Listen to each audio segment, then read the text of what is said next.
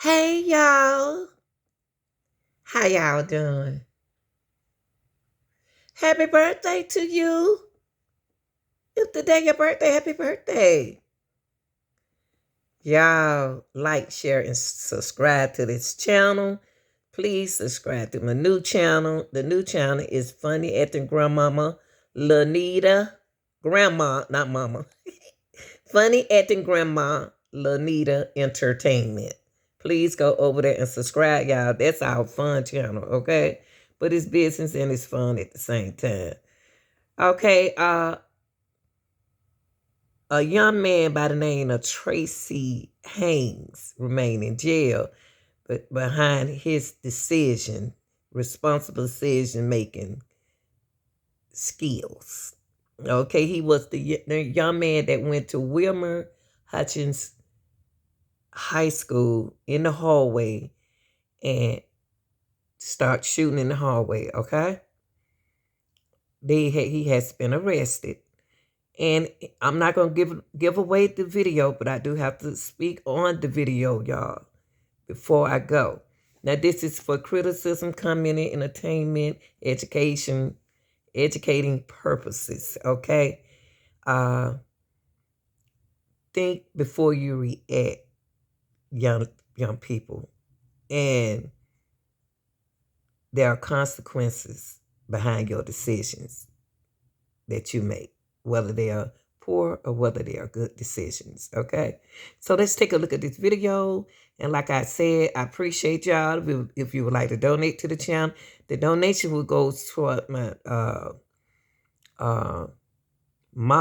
myself, and things that I need. It's a lot of things that I need, y'all. I need help doing a lot of things, and you're gonna take money because you don't want nobody to waste their time. Okay, appreciate y'all. The cash out is a $sign Lanita Gill 523. And thanks again for subscribing. Okay. Haynes remains in jail tonight, but in new video posted to social media, you are about to hear from him for the first time and in his own words. Told me he was gonna kill me. All these told me they was gonna kill me. Look what happened. Tonight, police are investigating this video of the accused Wilmer Hutchins shooter, Tracy Haynes. WFA sources say was filmed shortly after gunshots wounded 4 of his classmates. Initially posted to Instagram, our sources confirmed the video's authenticity Wednesday. Police have not yet revealed a motive in this case, but those sources tell WFAA they are using this clip to investigate not only what happened, but also why. I know I was wrong for what I did, but I didn't want to do it. But I had to do it. I'll be if one of us get buried again. I'm tired of us getting buried and nobody doing about it. In the clip, Haynes never specifies exactly what he did, but does say he loves his nieces and nephews, and that he believed people were going to kill him. My mama gone, my granny gone, everybody gone that I love. So I can't go. I can't go. I'd rather y'all see me like this, locked up, than y'all see me dead in the ground. WFAA also obtained and verified this surveillance video of the shooting from inside the high school. Watch as students scramble, as Haynes, according to police, fired indiscriminately, then point blank at a fellow classmate. My heart dropped, started beating really fast. All this new video comes as more witnesses come forward. Milton Nieto said shortly after the shooting, he unknowingly gave a hitchhiking Haynes a ride. Kind of chilling, you know? Nieto said he drove by a frantic Haynes, who flagged him down and said he'd crashed his dad's car and asked Nieto to drive him to his father. I don't want any trouble. I thought I was just helping somebody out. Nieto said he took Haynes to a gas station where someone else picked him up. Only later, when police showed up to his office to question him, did Nieto learn who'd been in his car. The cops asked me, did he have the gun? And in my mind, I was like, I didn't even look for that. I wasn't even thinking that. Hours later, Haynes turned himself in to the Lou Sterrett jail, where he remains behind bars tonight, as investigators look for even more footage, more testimony, to piece together exactly how this happened. In Dallas, I'm Sydney Purdy. Hutchins High School. There is a live look right now from our chopper over the scene that's been there for the last several hours. Okay, now this segment of the video is going to describe to you all what happened at Wilmer Hutchins High School shooting. Okay, this is going to give you some type of insight of what happened there at the high school. Your reaction is very important to me in the chat, okay? So be respectful and mindful of each other in the chat, okay? Expected that to happen at the top of the hour. They're continuing to push it back, but as soon as it does begin, we will bring it to you live. We do know that there are 4 victims. We also know those are non-life-threatening injuries, so that is the best news possible that we could bring you about what's happened. We know 3 of those victims are between 15 and 18 years old. The 4th, the age is unknown. I was saying we've been on the air for the last several hours. One of our reporters has been on the scene for the last several hours. We want to go out to WFA's Cole Sullivan. Cole, you have been speaking with some of the students who were terrified and just evacuating and running from the scene from the moment that the shots happened. What do you know right now?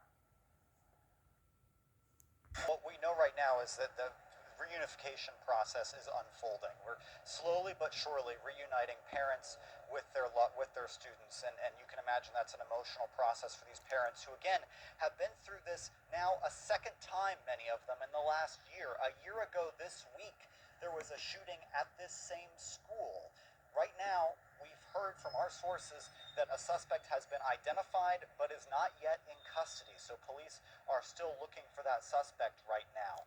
Parents are understandably frustrated. They want to know how this all happened again. Last April, when we were out here talking about this, the district superintendent said that a student was able to bring a gun into campus. It was an outcry from both students and parents who wanted better communication and better security.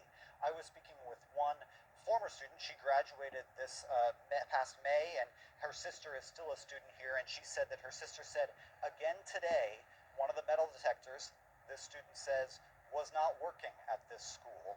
That was the same case a year ago when a student brought a gun into the school and a shooting unfolded a year ago. We're speaking with the Deputy Mayor Pro Tem here, the council member who represents this district. He says he has been told from police that the suspect has been identified, and he says he was told by law enforcement that someone let that suspect in through an unsecured door. So right now we don't know how that person got into the school, if they were a student or a former student or otherwise. That's one of the key questions that law enforcement is working to find out. We'll hear, as you said, an affidavit, a student let Haynes inside the school through an unsecured door around 1 yesterday afternoon. Police say he opened fire at a group of male students, striking 5 people. Dallas Fire Rescue took 4 to the hospital, saying 1 had serious injuries and the rest were non-life-threatening. This is the second time a shooting has happened at the school in just over a year, and parents... Because it's something I can't keep going through this as a parent. The last thing anyone thinks when they're bringing their children to school, whether it's a high school or whether your spouse or significant other is going to work, is to think that these things are happening. But they do happen, and they shouldn't be happening. Police don't know the motive for the shooting. Counts of aggravated assault mass shooting. His bond is set at $600,000. Now school is canceled for Dollars, according to an arrest affidavit warrant obtained by NBC5. Dallas ISG police are reviewing surveillance video showing an unidentified student letting him into the building through an unsecured door. We'll show you that video now. Again, it is tough to watch. Take a look. You can see as... Now, in this segment of the video, it's a witness picked the young man up and gave him a ride to the gas station because he said that he wrecked his dad's car and he needed a ride, so he believed that what the boy said was true, but he never see a gun. He never asked him any questions about that. He just gave the boy a ride to the gas station. And so I didn't know they still pick up hitchhikers. Y'all, I didn't know that. But I don't want to give the video up. But yeah, he picked the shooter up and gave the shooter a ride, not knowing that that's the shooter at the high school. Gave the suspected shooter a ride. As law enforcement surrounded Wilmer Hutchins High School Tuesday and frantic parents scrambled to reach their children, Milton Nieto says he was driving nearby, unaware of the scene a few miles away. That's when a teenager flagged him down. So I rolled my window down just to see what was happening. He looked like he was in distress. He didn't know it at the time, but says this is the young man who stopped him, 17-year-old Tracy Haynes Jr. Nieto says the teen told him he'd been in a wreck and needed to get to his dad. But as they drove, things didn't add up. So it's not making sense to me. And I'm asking him, where are you going? I don't know. He dropped him off at a gas station, then called police to report the wreck, and ultimately learned the situation was much more dire. I acted, out of good heart, and I was put in a very bad situation, a potential bad situation. The young man didn't seem like he wanted to hurt me. He just looked like somebody that was in trouble. Nieto says police showed him images from inside Wilmer Hutchins High School to confirm it was Haynes who stopped him, and he directed police to the railroad tracks where the teen told him he'd crashed.